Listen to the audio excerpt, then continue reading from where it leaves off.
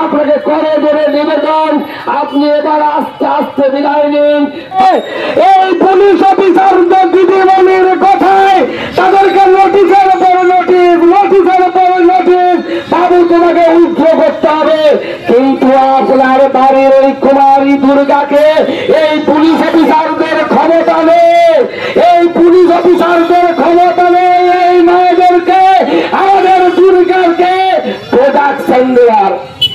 মুখ্যমন্ত্রী চোর চন্ডাল চোর ছোট লোক যে তৃণমূল নেতারা আছে তাদের কবর হেলনে এই পুলিশ সাহেবরা যারা নিরপেক্ষ ভূমিকা পালন করছেন না, তারা আমাদের বাড়ির মাকে, বাড়ির দুর্গাকে ধর্ষণ করতে সাহায্য করছে।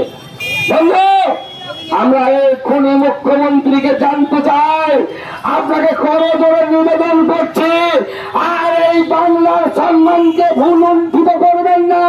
সারা ভারতবর্ষে আজ তৃতীয় বৃহত্তম দেশ, সারা ভারতবর্ষে তোরা সারা পৃথিবীতে ভারত এগিয়ে চলছে, আর সারা ভারতবর্ষের বুকে মাননীয় মুখ্যমন্ত্রীর নেতৃত্বে বাংলাকে নিচে নিচে নিচে থেকে একদম নিচের সারিতে নিয়ে যাচ্ছেন।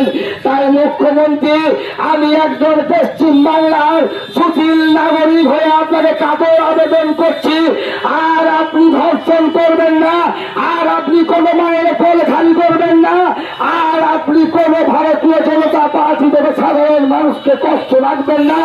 আপনাকে করে ধরে নিবেদন, আপনি এবার আস্তে আস্তে বিদায় নিন, বাংলা থেকে বাঁচান, বাংলাকে আবার সোনার বাংলা তৈরি করতে দিন, বাংলার ভবিষ্যৎকে উজ্জ্বল করুন। এই বলে সকলকে আবার যথাযোগ্য